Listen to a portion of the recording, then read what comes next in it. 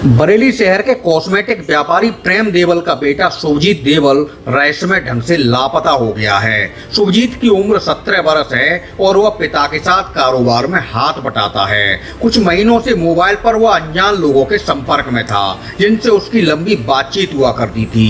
एक अनजान व्यक्ति को वह इंटरनेट के जरिए पैसे भी भिजवाने लगा था।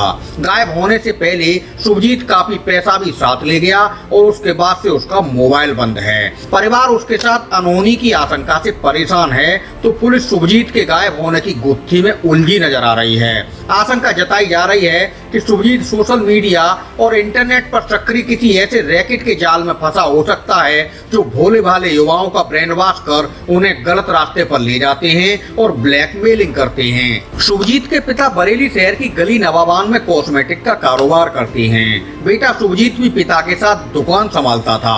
रोज की तरह वह सुबह 9 बजे घर से दुकान पर जाने को निकला था, मगर वहां पर नहीं पहुंचा। दोपहर तक शुभजीत का जब पता नहीं लगा तो उसकी तलाश शुरू हुई। परिवार वालों के मुताबिक शुभजीत एकाकी स्वभाव का है और उसके ज्यादा दोस्त नहीं हैं। वह मोबाइल पर सक्रिय रहता था और किसी से ज्यादा बातचीत नहीं करता था।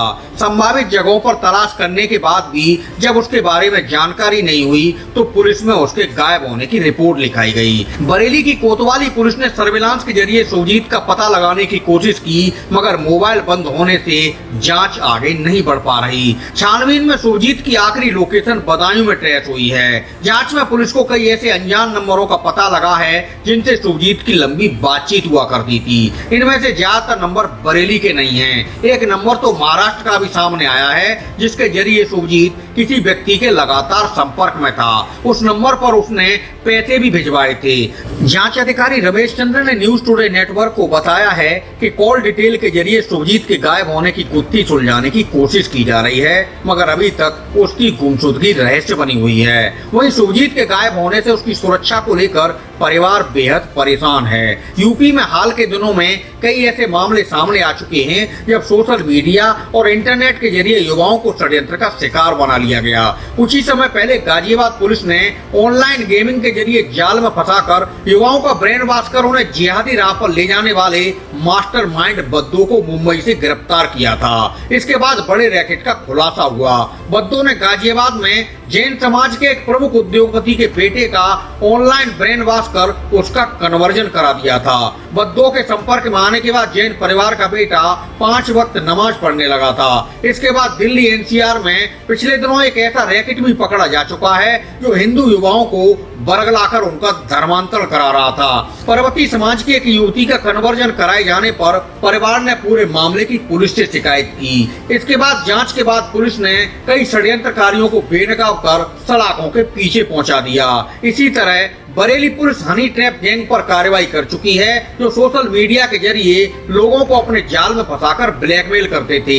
ब्लैकमेलिंग से परेशान होकर बरेली में सुभाषनगर इलाके के एक डॉक्टर की जान भी चली गई थी। कारोबारी पुत्र शुभजीत के गायब होने के पीछे की क्या सच्चाई है, बरेली पुलिस इसकी तह में जाने की कोशिश कर रही है। फिलहाल शुभजीत मामले के तार महाराष्ट्र से जुड़े होने की आशंका जताई जा रही है। बता दें कि बरेली की गली नवाबान में रहने वाली होनहार शोभी देवल के साथ भी पिछले साल एक घटना हुई थी। शोभी घर से नाराज होकर चली गई थी। नई दिल्ली स्टेशन पर उसे अलीगढ़ का अपराधी पवन और आजमगढ़ की चालबाज महिला गायत्री मिल गए, जो शोभी को बातों में फंसाकर राजस्थान के मेहंदीपुर बालाजी ले गए। वहाँ की एक धर्मशाला में दरिंदगी के विरोध पर शोभी की गला दबाकर हत्या कर दी गई थी। राजस्थान पुलिस ने शोभी का शव बरामद कर पवन और गायत्री को गिरफ्तार कर जेल भेज दिया था।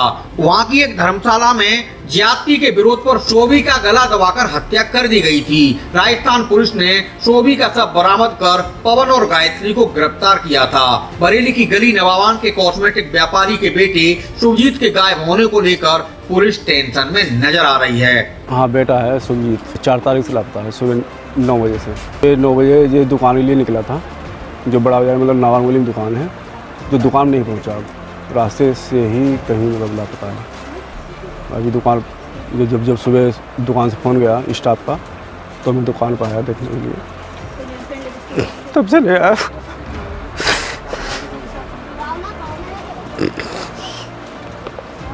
किसी बात नहीं करता था, जानकारी नहीं है था की बात करता नहीं करता।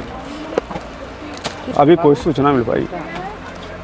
हाँ थाने में दर्ज कराई, लेकिन कोई भी कार्रवाई नहीं हो पाई थी सही से।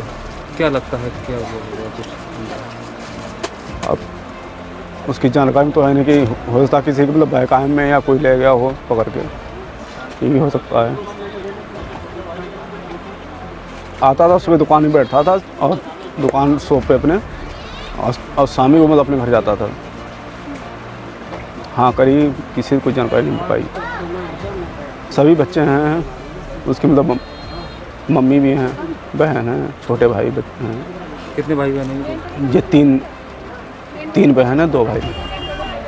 वो यही कह रहे हैं कि हाँ छानबीन करें, लेकिन कोई ऐसे कोई मतलब लग नहीं रहा कि ये छानबीन कर रहे हैं। अब शासन खाली मतलब दिला रहे हैं। हाँ मैं उनकी बड़ी बहन हूँ। वो 3 तारीख को निकला था सुबह मॉर्निंग के टाइम पे। नहीं बात उत किसी से कोई बात नहीं, वो कुछ कह के भी नहीं गया, कोई बात नहीं। जैसे कि दुकान पे आ रहा था सुबह के टाइम पे, वो तब से नहीं मिल रहा है। मुझे 11 बजे टाइम पे उसी दिन 3 तारीख को 11 बजे पता चला था। नहीं फ़ोन पे तो कभी वो मतलब फैमिली तक बात करता था, बाकी कोई भी दोस्त इतने नहीं रखता था वो किसी से भी।